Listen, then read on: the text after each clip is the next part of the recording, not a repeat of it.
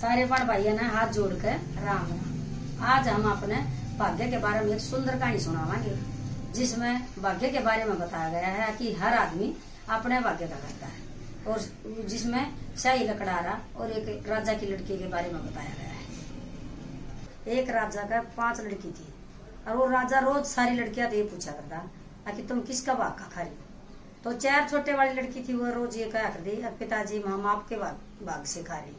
और जो बड़े वाली लड़की थी वो एक दिन बोली कि नहीं पिताजी गलत है, मैं अपने भाग्य का खा रही हूँ। तो उसके पिताजी को वो बात अच्छी नहीं लगी, और वो सेवादार ने बोला कि कहीं भी जाओ जंगल में, कहीं ऐसा लड़का ढूंढ के ले आओ बिल्कुल गरीब और शरीर से बिल्कुल कमजोर हो। तो बोले कि महाराज ऐसा लड़का कहाँ मिलेगा, बोला कहीं से लेके आओ। तो उस सेवादार ढूंढने लगी, तो एक लकड़हारा था, वो वनों में लकड़ी काट रहा था, वो बिल्कुल कमजोर भी था और शरीर भी उसका सही नहीं था। तो उन्होंने सेवादारों ने उस लड़के को पकड़ लिया और राजा के पास ले आए।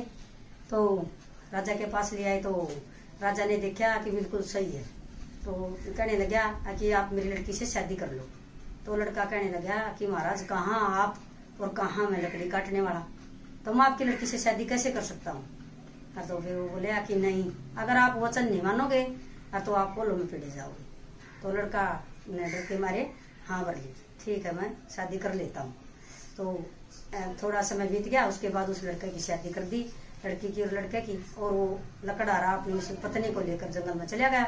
उसका तो डेली का काम था लकड़ी काटना, बेचना, और बस जहाँ सेठ के पास लकड़ी डालता था उससे 2 रोटी ले लेता, 2 सुबह 2 शाम को, और अपना पेट भर लेता था।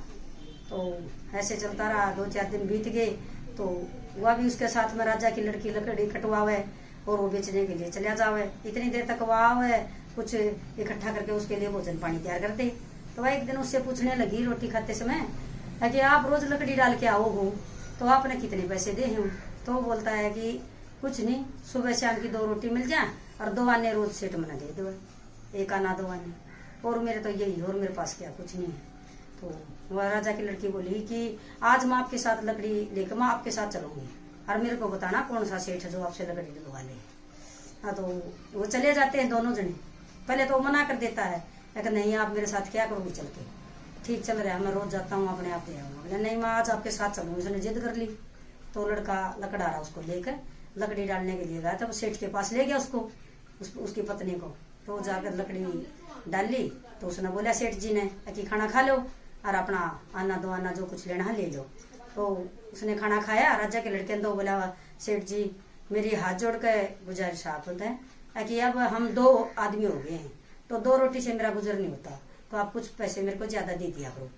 तो सेठ जी ने बोला कि पहले अपनी ये बात हुई थी और उसी प्रकार से आपको पहले दिया, अब भी दिया जाएगा, ज्यादा नहीं मिलेगा, डालना तो डालो वरना मत डालो। तो सेठ का लड़का वो लकड़हारा बेचारा डर गया कि भाई ये भी नहीं देगा तो फिर भूखा मरेगा, खाने के लिए कुछ है नहीं तेरे पास। तो लड़की बोली कि सेठ जी आप ये चंदन की लकड़ी आपके पास ले गया आता है, चंदन की लकड़ी इतनी महंगी होती है। राजा की लड़की थी, उसको तो सब ज्ञान था कि भाई लकड़ी की कीमत क्या है, कितनी महंगी है, या कौन सी लकड़ी डाल के आवा है। तो उसको पता था ये रोज डेली चंदन की लकड़ी डाल के आवा है सेठ जी के घर। तो उसने कहने लगी या तो आप अच्छे से इसका पूरा हिसाब कर दो पीछे तक का, और नहीं तो मैं आपके पास कानूनी कार्रवाई करवा दूंगी। तो सेठ जी उससे घबरा गए, अबे तो चालाक है और आपको कानूनी कार्रवाई में फंसा देगी। तो राजा के सेठ जी ने फिर ये सोचा कि अब इसका पूरा हिसाब तो करना ही पड़ेगा। तो उसने पूरा पैसा उसको हिसाब करके दे दिया, उनके पास काफी पैसा आ गया।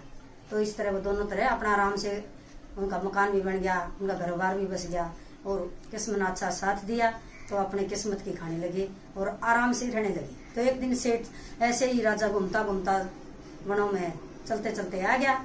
तो उसने देखा कि बहुत सुंदर महल है वनों के बीच में, भाई ये किसने बनाया। तो वहाँ गेट के सामने उसने अपना घोड़ा खड़ा कर दिया और देखने लगा खड़ा होकर। तो राजा की लड़की ऊपर से देख रही थी कि गली में कोई खड़ा है और देख रहा है, अपने इस मकान को निगाह रहा है।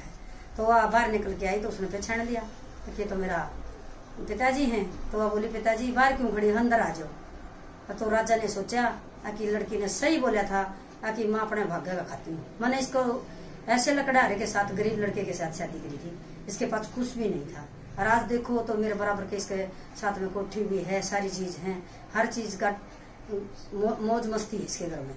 तो राजा ने हाथ जोड़ कर माफी मांगी अपनी बेटी से और कहा कि आपने बेटी सही बोला था, हर इंसान अपनी किस्मत का करता है। तो ये कहानी थी।